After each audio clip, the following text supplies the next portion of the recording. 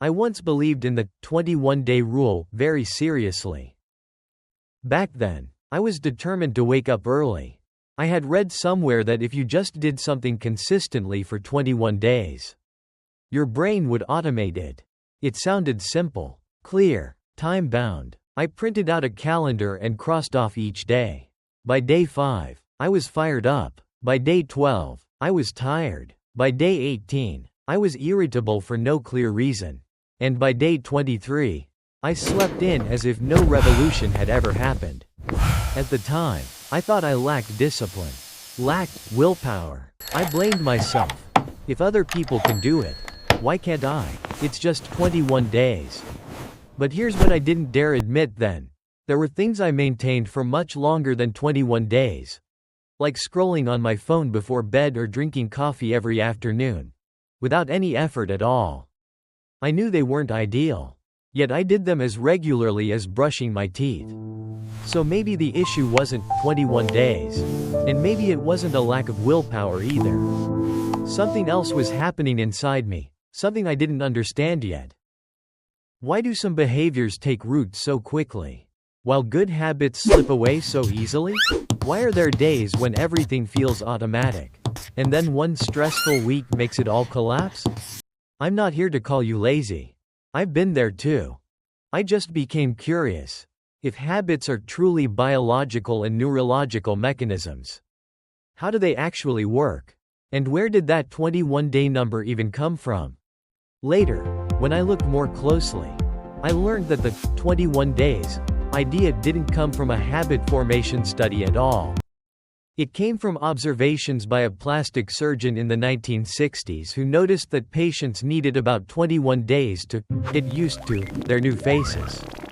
Get used to, not form a habit. Oh no! Only 10% Real habits, left! they're tied to how the brain conserves energy.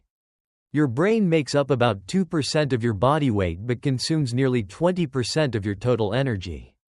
It's frugal. Any behavior that repeats often enough, the brain tries to automate so it doesn't have to consciously process it each time.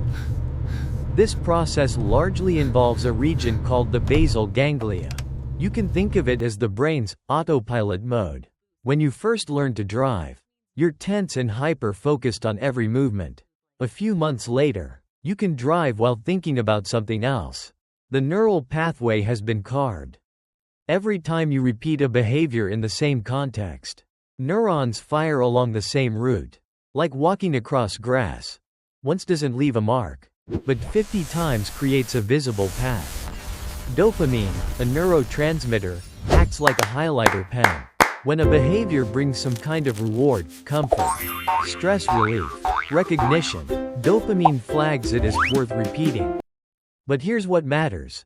The time required to form a habit isn't fixed. A study in the UK found that, on average, it takes about 66 days, with a range from 18 to more than 200 days, depending on the person and the behavior. So 21 days isn't a biological law. It's just a neat, memorable number. This is the part one misunderstood the most. When you start a new habit, exercising, waking up early, reading, the first few days can feel surprisingly good. Not because the habit has formed, but because your brain is releasing dopamine in response to novelty and a sense of progress. It's like buying a new notebook. Everything feels full of promise. But dopamine isn't the happiness hormone. It's tied to motivation and reward prediction. It says, do that again. Something valuable might be ahead. The problem is, the brain prefers rewards that are fast and clear. Social media, sugary snacks, short videos, the reward is immediate. Exercise or learning a new skill? The reward is delayed, vague, and sometimes invisible for weeks. So when you begin a good habit, the first week might feel fine because of the initial excitement. By the second week, your brain starts calculating, this costs energy, and I'm not seeing much payoff. If you're stressed, sleep deprived, or overloaded, your brain will default back to old pathways, the ones with more reliable rewards. That's why many people hold on for 14 to 20 days and then break. Not because they're weak, but because their internal energy and reward systems are recalibrating. Meanwhile, unhealthy habits often stick quickly because they satisfy a survival-related need, reducing stress, seeking connection, avoiding discomfort. The brain doesn't care about moral labels like good or bad. It cares about safety, efficiency, and reward. Understanding this helped me stop blaming myself. I started asking a different question. Maybe the goal isn't to force yourself through 21 days, but to understand what trade-offs you're making. There's a common mistake I make, and see many others make. We turn habit building into a willpower contest. 21 days, 30 days, 66 days. Hit the number and you win. But biologically, habits aren't about endurance. They're about restructuring neural pathways under limited energy conditions. The real question isn't whether you hit a certain number of days. It's whether the behavior fits your biological rhythm, living environment, and actual energy levels. If you're sleep deprived, chronically stressed, overwhelmed with work, and you add a new habit that demands high discipline, you're asking your brain to do more work when it's already low on battery. It's like installing a heavy app on a phone at 10% battery and expecting it to run smoothly. So I shifted my approach. The goal stopped being optimizing myself or becoming version 2.0 in 21 days. The goal became reduce friction, reduce damage, and create conditions where the brain can automate what's beneficial at a sustainable pace. Not forcing yourself to do the right thing at any cost, but designing your environment so the right thing requires less energy than the wrong one. For example, instead of swearing I wouldn't scroll at night, I put my phone outside the bedroom. I don't trust willpower at 11 p.m. I trust removing temptation before it shows up. Habits aren't about morality, they're about system design. Once I understood that, the pressure eased. Instead of asking, how long until this becomes automatic, I asked, is my system easy enough to repeat? Before you start, don't start with behavior, start with energy. If you're sleep deprived, eating irregularly, highly stressed, adding a new habit is like building a house on wet soil. A brain low on energy prioritizes survival, not self-improvement. So before setting big goals, adjust the basics. Sleep a little more consistently.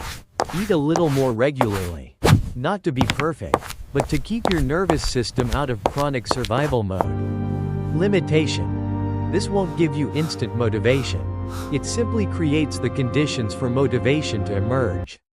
While doing it, make it so small that it's almost impossible to fail. If you want to read, start with 2 pages. If you want to exercise, start with 5 minutes. It may sound trivial, but the goal isn't calories burned or chapters finished. The goal is to carve a neural path clear enough for the brain to recognize this happens regularly. The brain values consistency more than intensity. Limitation. This approach doesn't produce fast results. It builds momentum.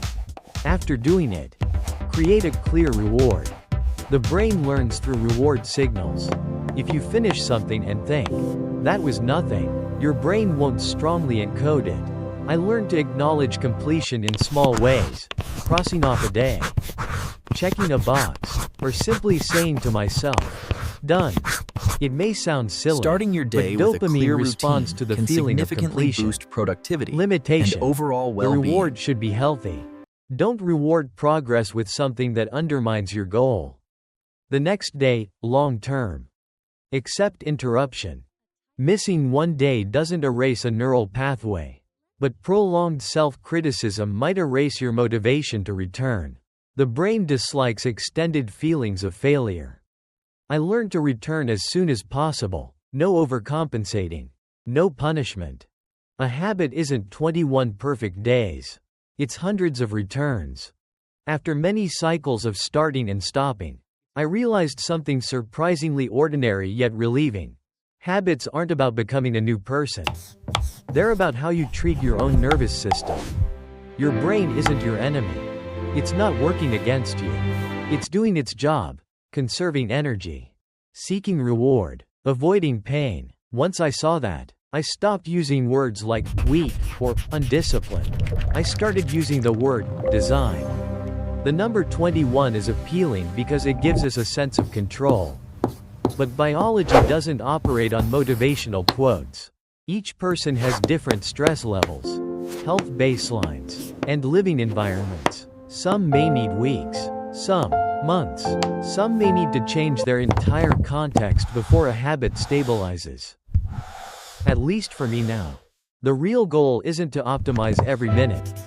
It's to gradually reduce the habits that exhaust me and increase the behaviors that protect my long-term health. Knowledge didn't make me perfect. But it helped me stop blaming myself and make clearer decisions.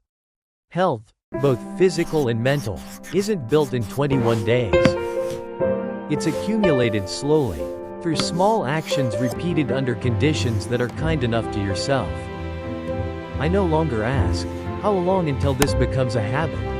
I ask, how small can I make it today so I can still continue? And that question is far more realistic. This content is intended for informational purposes and personal experience sharing only. It does not replace professional medical or psychological advice.